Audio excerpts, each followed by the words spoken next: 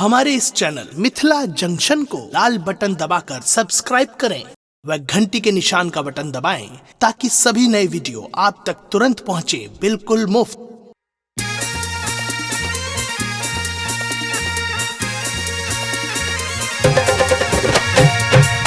अपने सुन रही थी गंगा कैसेट की प्रस्तुति। पके छौरा राहाजी मार ललकै बाहाजी, पके छौरा राहाजी मार ललकै बाहाजी। छोरहत लाली सब चुइस लेलकै जे चुम्मा डोरी में ऊ हाथ के चूड़ी फोड़ देलकै। लेलकै जे चुम्मा डोरी में ऊ हाथ के चूड़ी फोड़ देलकै।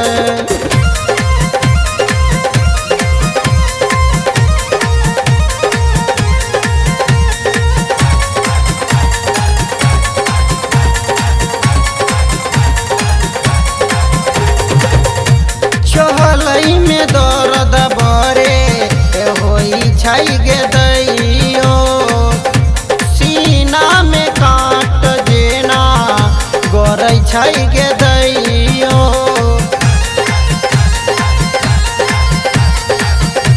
चलई में दर्द बरे होई छाई गे दैयो, सीना में काट जेना गरै छाई गे दैयो। रसगुल्ला के रस सब चुइस लेलकै जे चुम्मा डोरी में ऊ हाथ के चूड़ी फोड़ देलकै। लेलकै जे चुम्मा डोरी में ऊ हाथ के चूड़ी फोड़ देलकै।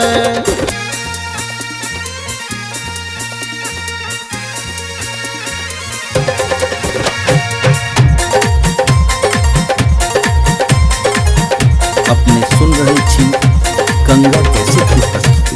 खेला कई सारा जखने बात बुझलिए, कोरा में बैठा के हमरा सीना से सटेलकै।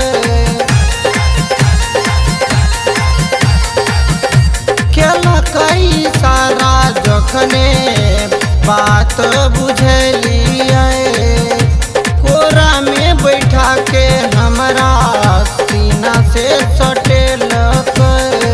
भरल मलाई कुल्फी चुइस लेलकै जे चुम्मा डोरी में ऊ हाथ के चूड़ी फोड़ देलकै। लेलकै जे चुम्मा डोरी में ऊ हाथ के चूड़ी फोड़ देलकै। पके छौरा राहाजी मार ललकै बाहाजी, पके छौरा राहाजी मार ललकै बाहाजी।